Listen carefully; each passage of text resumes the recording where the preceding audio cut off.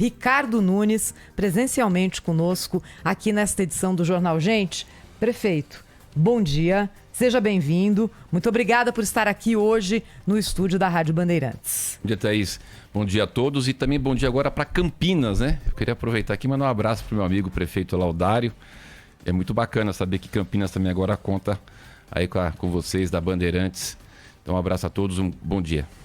Prefeito, queria começar a nossa conversa com a pergunta do dia em relação à gestão municipal. O que é que vai acontecer com a tarifa de ônibus em São Paulo, prefeito? Olha, a gente está num momento onde os municípios estão discutindo esse tema. Normalmente é no final do ano que você acaba verificando sobre essa questão para poder tomar a definição a partir do ano que vem. E nós estamos numa situação onde esse ano foi muito diferente dos anteriores, porque a gente teve um aumento do óleo diesel em 65,5% só agora em 2021. Então isso impacta muito na questão do custo do transporte. O diesel representa 20% do custo do transporte coletivo.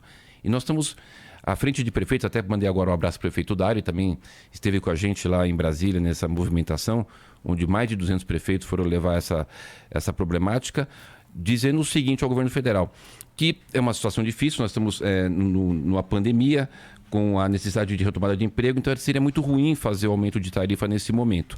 E a solução seria duas hipóteses, Thaís, o governo federal criar lá um fundo para poder subsidiar o diesel, ou o governo federal repassar aos municípios o valor da gratuidade do idoso, do deficiente e do estudante. Essas coisas estão caminhando, o presidente do Senado, Rodrigo Pacheco, entendeu bem a nossa demanda e o Senado está discutindo uma proposta de votar para que o governo federal ao menos repasse aos municípios a gratuidade dos idosos acima de 65 anos. Resumo dessa pequena história que eu contei para vocês. Nos próximos dias a gente vai definir se o governo federal ajuda, a gente vai poder segurar o aumento da tarifa ou dar um aumento menor. Agora, se o governo federal não ajudar, a gente não tiver outra solução, os prefeitos serão evidentemente obrigados a repassar o custo para a tarifa. E tem uma conta já, prefeito? Quanto que pode aumentar a tarifa, máximo, mínimo aí? A prefeitura trabalha com que valores aí? Olha, para a gente ter uma ideia, Pedro, se aumentar a tarifa em 10 centavos, eu ainda continuo pagando o subsídio do transporte de 3 bilhões 365 milhões. Se a gente tiver o aumento da tarifa em 20 centavos, eu ainda continuo pagando o subsídio de 3 bilhões 250 milhões. Se a gente aumentar a tarifa em 50 centavos, eu tenho uma tabelinha aqui, mas só para não ficar estendendo muito, se a gente aumentar a tarifa em 50 centavos, eu ainda continuo pagando o subsídio de 2 bilhões 918 milhões. Portanto, é uma conta muito complexa, né? A cidade de São Paulo tem quase 14 mil ônibus e a gente está estudando, e o esforço que a Prefeitura de São Paulo está fazendo é para não aumentar a tarifa, e por conta disso que a gente foi falar com o presidente da Câmara, o presidente do Senado, falei com o próprio presidente da República.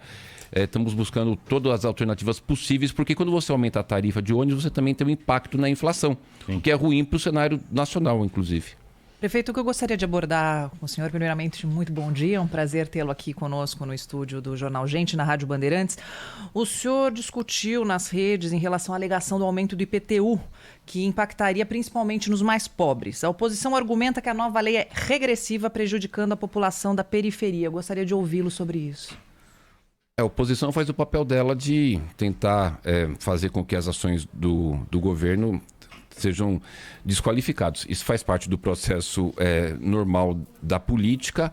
Agora é importante ressaltar que nesse projeto de lei nós temos um artigo onde ele estabelece como teto a questão da inflação. E mais do que isso, tem um outro artigo que diz numa trava de segurança de 10%. O que acontece? Se a inflação subir 2%, será 2% de correção, como acontece todo ano, não é? Não existe nada diferente disso do que já acontece nos anos normalmente. Se a inflação der 12%, então fica a trava de 10%. E nós aumentamos, inclusive, o valor com relação aos imóveis que são isentos, né? Acho que era 180 mil, agora está em 260 mil reais, que ficam totalmente isentos. Permanece a isenção para os idosos que têm um imóvel de até R$1 milhão, lembrando que o valor é do valor venal, né? Não é o valor real. E uma das coisas que a gente só acrescentou é que se o idoso tiver, o aposentado, se o aposentado tiver mais de um imóvel, ele não faz jus a isso dentro do território brasileiro. Portanto, nós fizemos todos os esforços, apertamos os cintos para poder não fazer o aumento do IPTU e só sim a correção. Mas aí, se me permite uma informação muito rápida, qual que é a grande confusão? Existe uma legislação que é uma obrigação legal que o prefeito envie à Câmara a correção da PGV, que é a Planta Genérica de Valores. E eu não sei se eu posso explicar rapidinho por que é importante fazer. Por favor, porque você não tem só... Quando você faz a correção da PGV, o que é PGV?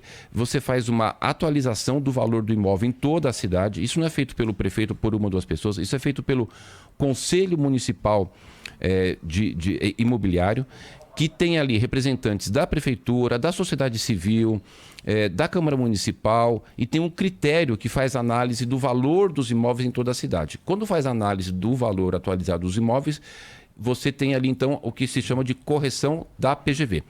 Agora, por que é importante mandar para a Câmara a correção?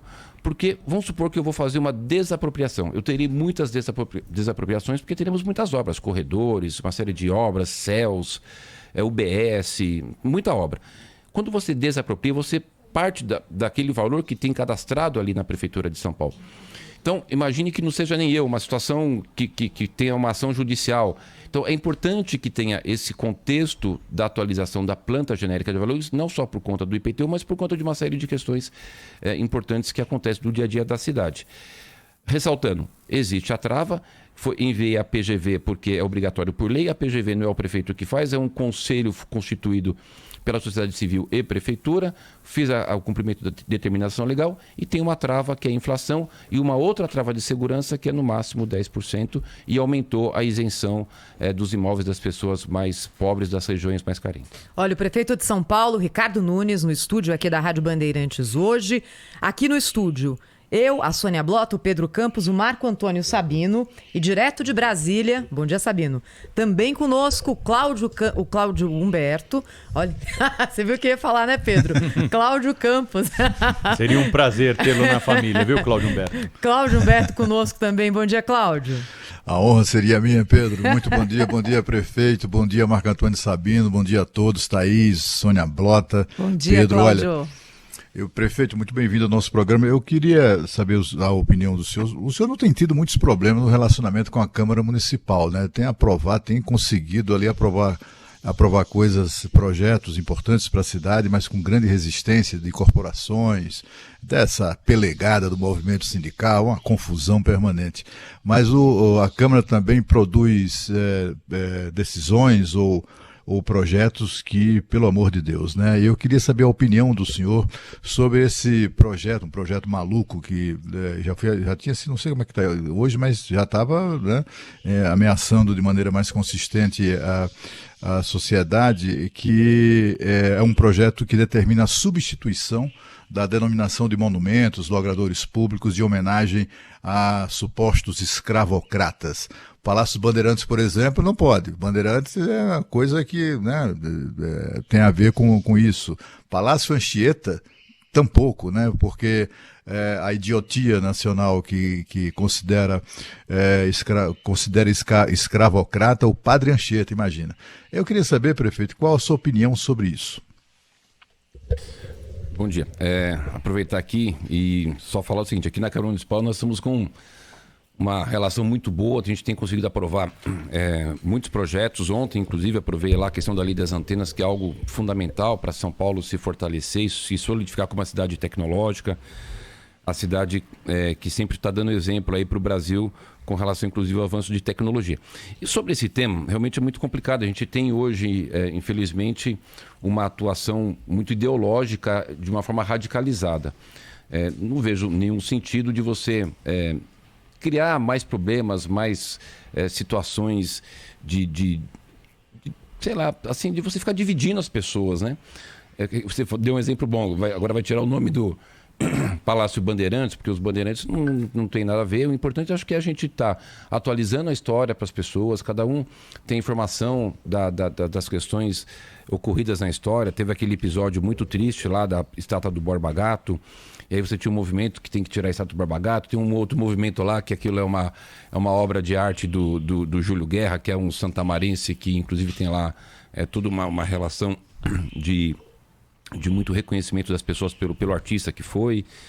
Eu acho que a gente precisaria atenuar essas discussões e o que depender de mim para poder sempre estar com o diálogo aberto, mas atenuar esses problemas todos, eu estarei fazendo. Hoje a gente está inaugurando uma das estátuas em homenagem às pessoas negras.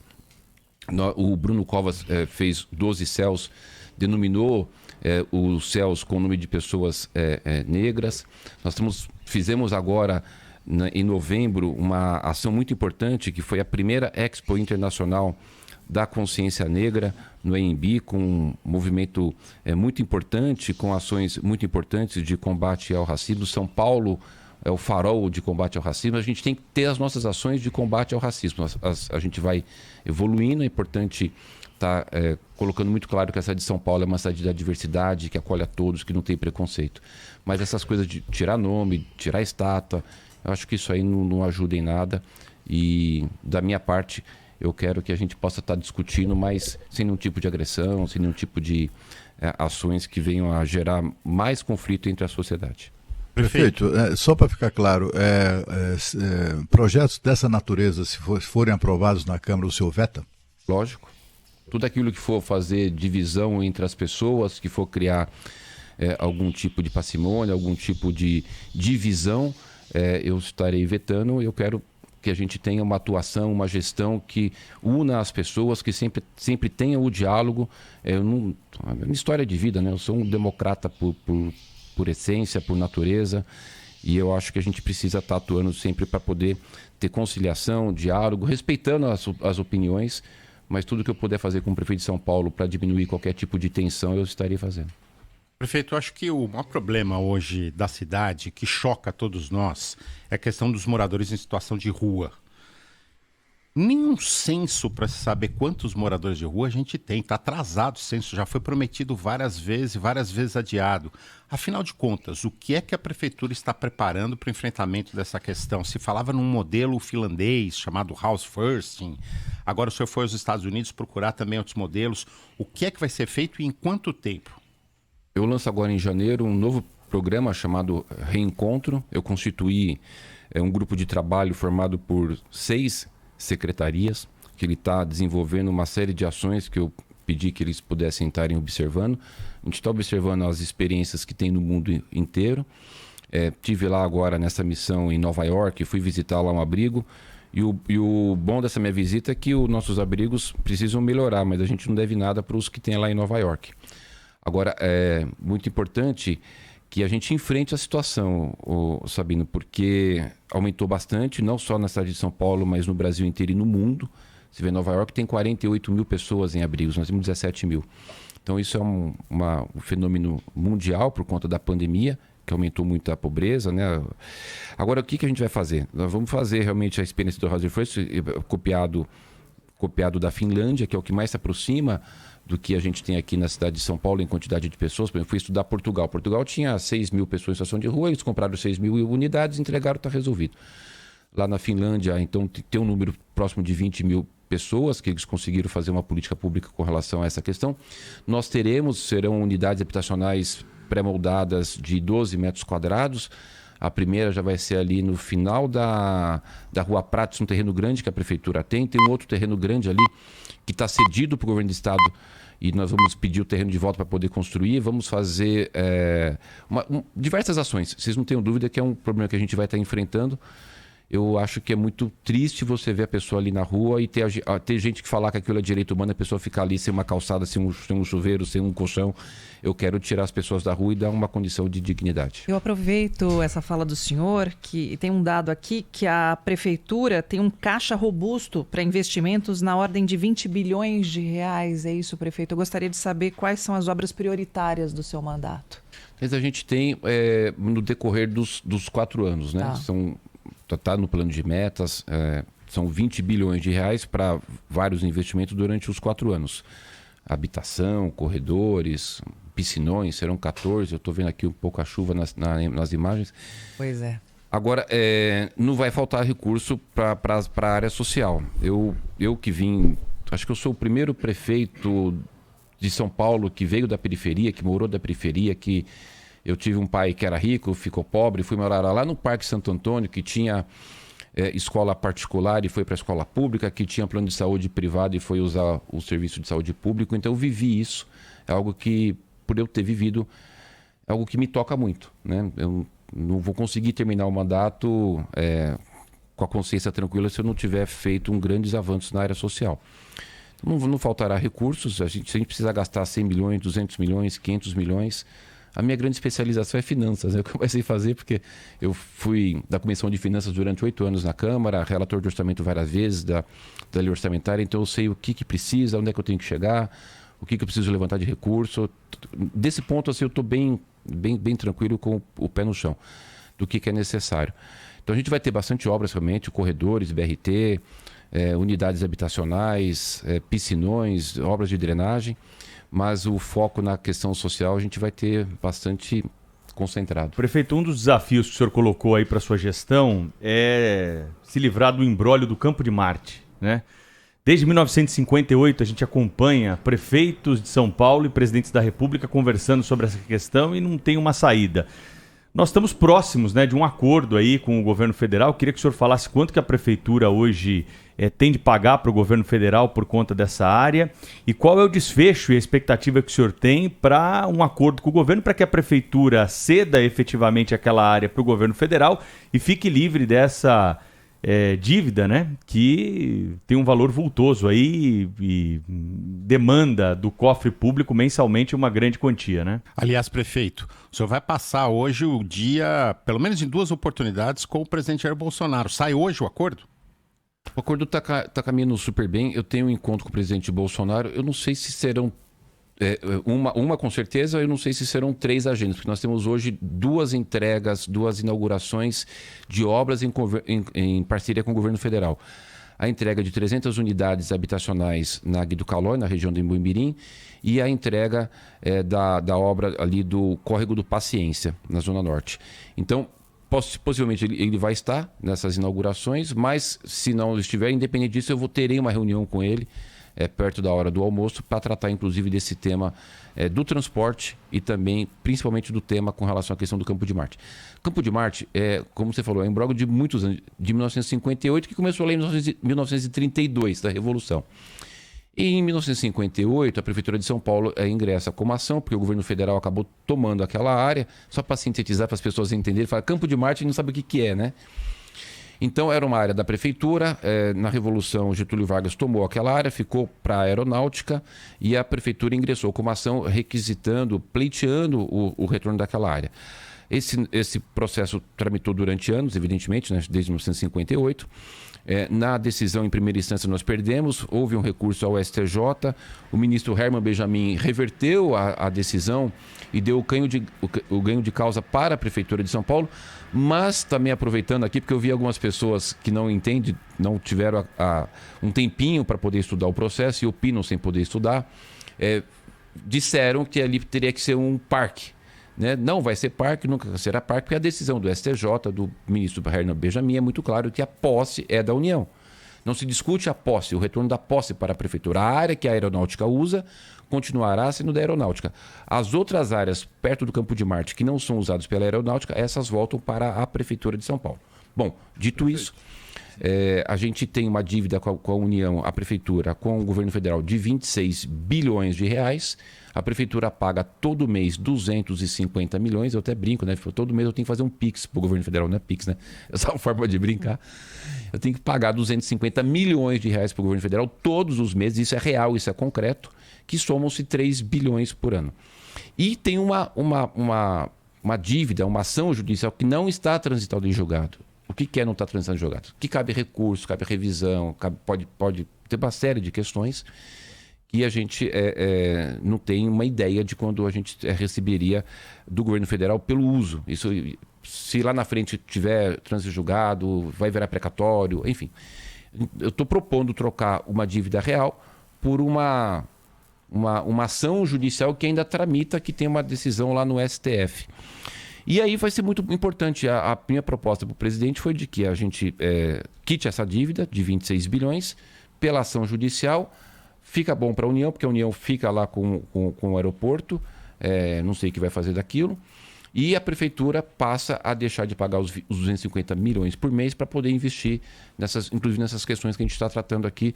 É algo, eu diria hoje, que é um dos assuntos mais importantes da Prefeitura de São Paulo, e isso dito pela Procuradoria-Geral do Município e pela Secretaria da Fazenda. Prefeito, acho que para quem está ouvindo aqui, para mim também, a vantagem para a Prefeitura de São Paulo desse acordo é clara. É se livrar de uma dívida muito alta e que se arrasta há muitos e muitos anos. Qual é a vantagem para o governo federal, já que ele já tem hoje o uso dessa área?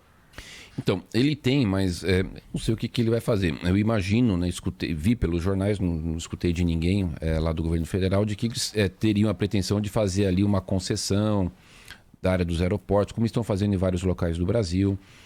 Todo imbróglio é ruim, porque você fica com aquela discussão, né? Então, já tem uma decisão do STJ, já foi para o STF, já tem o parecer favorável do ministro a ser publicado, favorável à Prefeitura de São Paulo. Acho que qualquer tipo de litígio, quando você resolve de um lado ou de outro, é bom para todas as partes, né? Então, acho que vai ser bom para o governo federal, porque essa questão desse valor também, se lá na frente a gente vier a receber... a nossa conta evidentemente, a nossa conta dá mais, né? Dá 49 bi. Na conta deles é 17 bi. Faz o encontro de contas, fala o seguinte: vamos acabar com esse negócio, eu quito a dívida, a gente resolve essa ação, vai lá, homologa em juízo. Quem vai homologar não sou eu, não será o presidente, será a Procuradora-Geral do município, a doutora Marina, e o advogado-geral da União, doutor Bruno Bianco. Existe uma discussão judicial, seria um acordo judicial. Prefeito, a Sônia já tocou no ponto do caixa, que o senhor vai ter até o final do mandato cerca de 20 bilhões para gastar. Se houver o acordo da dívida, são mais 9 bilhões aqui na minha conta, chegando perto de 30 bilhões. Eu insisto numa pergunta que a Sônia já fez, que é o seguinte: o senhor fala em plano de metas, ok, mas desse plano de metas o senhor poderia destacar quais são 3, 2, um projeto que vai marcar a sua administração? É a questão dos moradores de rua? O prefeito Bruno Covas tinha muito essa cobrança. Qual é a marca do prefeito Bruno Covas? Qual vai ser a marca do seu governo? Eu não gosto muito, eu sou mais ou menos igual o Bruno, né? Marca de refrigerante, essas coisas assim, mas eu quero ter a marca de ter sido o melhor prefeito de São Paulo. E o prefeito com esse dinheiro dá para ser, prefeito. Dá para ser.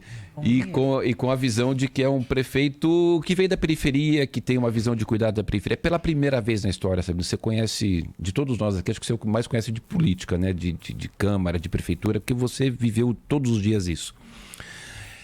Pela primeira vez na história, a gente tem no nosso PPA uma definição em lei de que a prefeitura vai investir recursos carimbados nas áreas de maior vulnerabilidade. É histórico, nunca aconteceu.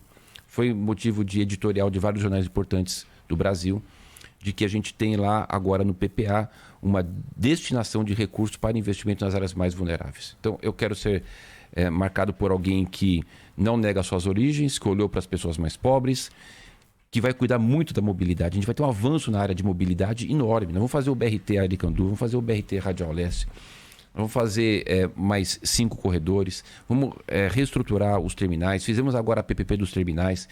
Nós vamos ter uma revolução na questão da área de mobilidade, e é preciso ter uma cidade de 12 milhões e meio de habitantes.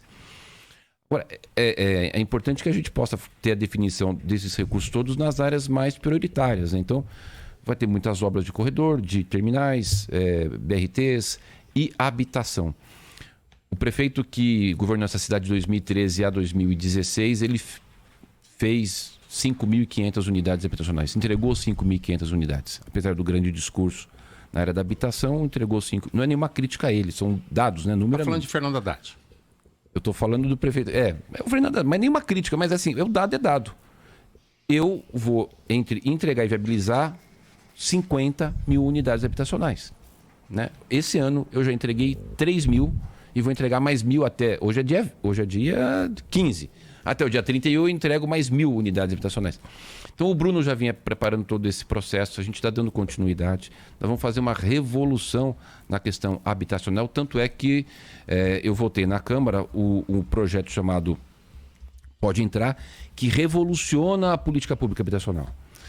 Eu tive autorização por lei dos vereadores para eu mudar a política pública da questão pessoal. Eu não vou precisar agora mais apropriar um terreno, ficar um ano discutindo, depois eu ficar um ano fazendo o projeto, depois ficar 2 anos construindo. Hoje eu posso resolver a questão habitacional adquirindo unidade pronta. Eu posso resolver a questão habitacional dando carta de crédito, como eu vou dar agora para 1.080 mulheres vítimas de violência que estão na nossa fila habitacional. Então essas eu estou dando prioridade, eu vou dar a carta de crédito para elas poderem, né, resolver as suas questões habitacionais. Então a gente criou, inclusive, até porque eu ter sido vereador ajuda muito, a gente criou uma situação legal do ponto de vista de legislação para eu poder ter agilidade no processo. Então, na área habitacional, eu não tenho dúvida que eu vou ser o prefeito que mais vou entregar da história. Na área de mobilidade, talvez a Marta vai ser difícil alcançar. A Marta fez muita coisa, né? Bilhete único, fez corredores, tem uma série de questões, mas eu vou tentar correr assim para... Agora, prefeito, voltando à questão só emendar aqui, Cláudio, porque o Sabino perguntou sobre moradores, pessoas em situação de rua, não é? E o senhor falou já sobre um projeto que vai ser lançado em janeiro. E o que é esse projeto, prefeito? O senhor começou a falar, mas não detalhou, não é? O senhor falou em unidades de 12 metros quadrados para abrigar temporariamente essas famílias. Não é muito pequeno, não, isso, prefeito? No centro a gente tem hoje os estúdios que tem exatos 12 metros quadrados que custa 300 mil, 500 mil reais, né? Então, e é temporário, né? A gente não é uma coisa definitiva. A gente não pode pensar nas pessoas em situação de rua que não seja, primeiro, tirar da rua. Mudar aquela política das pessoas que querem ficar dando cobertor para pessoa na rua, dando chuveiro para pessoa ficar na rua. Aí você inverte a lógica. A prioridade, evidentemente, se alguém quiser ficar na rua, ninguém vai obrigar, vai arrastar, né? Você tem que respeitar o direito das pessoas. Mas a nossa prioridade é tirar as pessoas da rua. Porque eu tenho ido, sabe, lá nos locais, nos abrigos. A pessoa está ali na rua, ela deita no chão, sem colchão, não tem um banheiro para usar, não tem... É um negócio... Não é digno, não é... A criança na rua e também, os viadutos se tornaram casas durante a pandemia, prefeito. Eu lancei um edital fazendo um chamamento para as pessoas que têm o interesse de fazer conosco uma parceria, uma PPP para habitação, fornecimento de habitação de locação social. Esse ano nós colocamos mais de 1.500 pessoas em hotéis. Nós pegamos hotéis inteiros, né, e colocamos o público de família e de idosos. Então eu pago R$ 1.300 por mês. Pegar um exemplo de um hotel, esse último que eu inaugurei.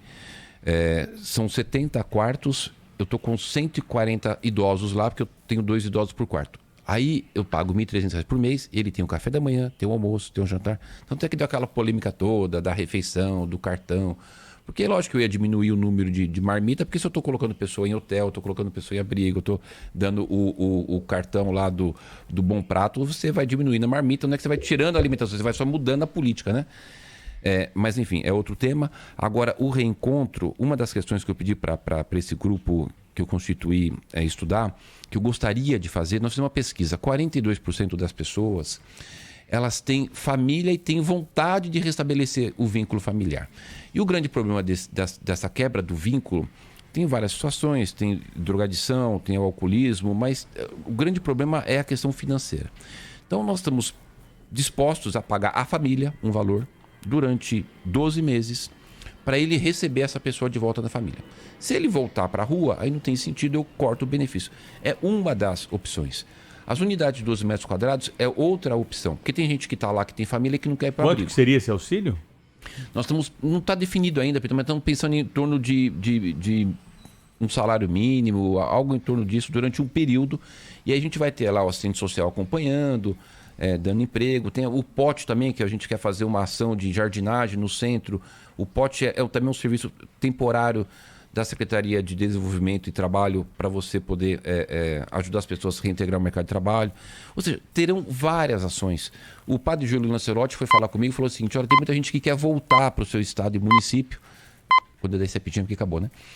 Então, as pessoas querem voltar, nós vamos fortalecer, quem não iremos incentivar, mas se alguém que veio de algum estado através de um sonho, buscar um sonho que quiser voltar, nós vamos pagar para ele poder voltar. Nós vamos fazer muitas ações. Vamos ter um cardápio de ações. Hotel. Eu fechei com o governo do estado, acertei com o governador João Dória e com o vice-governador Rodrigo Garcia, eles vão nos transferir 50 milhões por ano para pagamento de aluguel social através de hotel. Então a gente pega o hotel, paga para o hotel recebe as pessoas em situação de rua. Então teremos o hotel, teremos o hall de fish, teremos a questão do reencontro, várias ações. Nós precisamos, não é só eu, é a nossa sociedade, diminuir o número de pessoas em situação de rua. Prefeito, a mobilidade urbana é um dos maiores desafios dos gestores públicos, sem dúvida. Tem a questão do ônibus, metrô, etc. Mas há uma grande cobrança também em relação a espaços com insegurança para a prática do ciclismo, né? O pessoal que usa bicicleta para se deslocar mesmo, né? Gente que já abandonou ali o transporte motorizado, gosta da bike, até por razões de saúde, porque muitas vezes é mais prático, mais cômodo e, sobretudo, mais barato.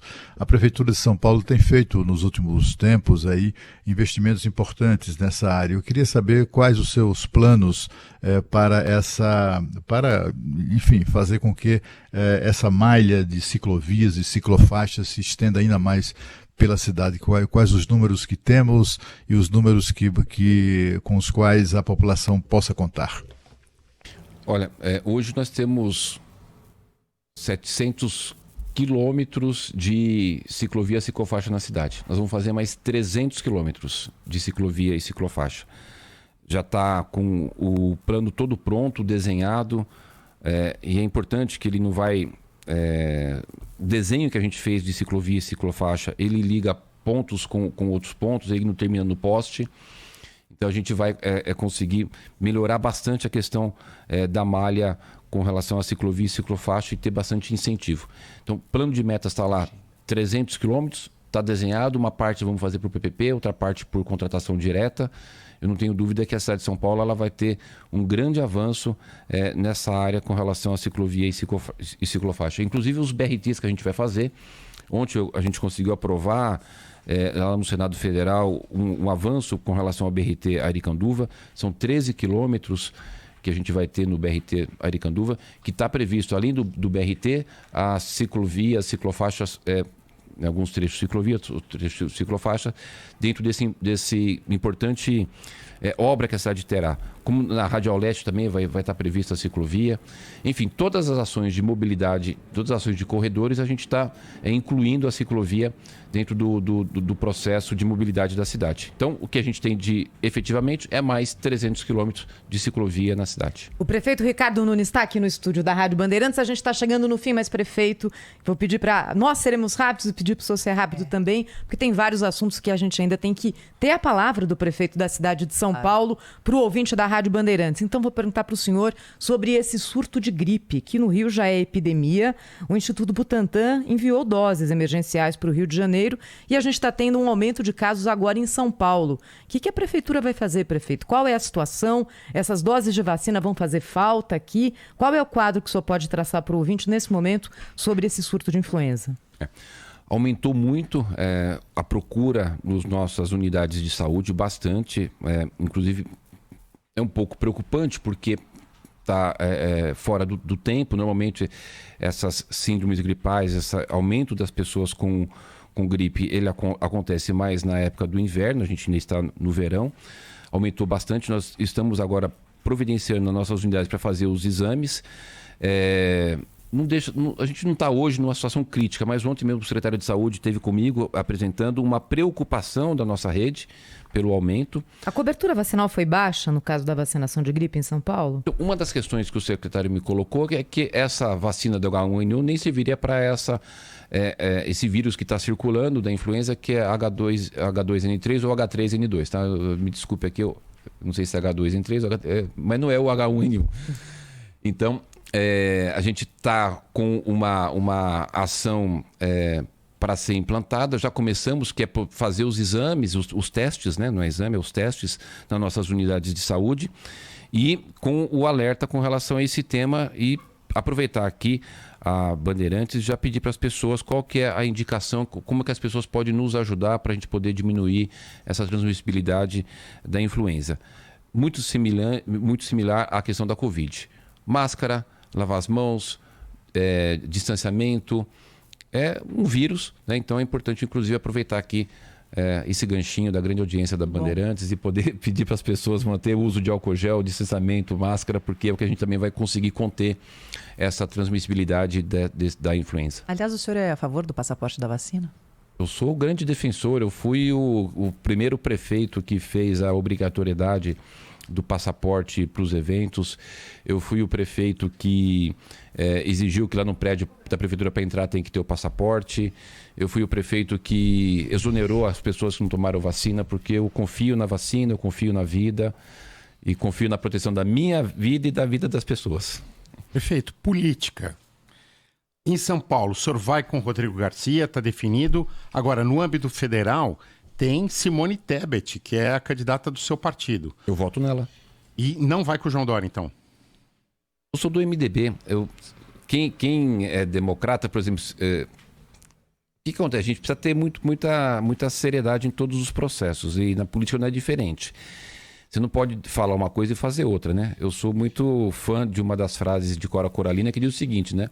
Feliz é daquele que ensina o que sabe e faz o que ensina.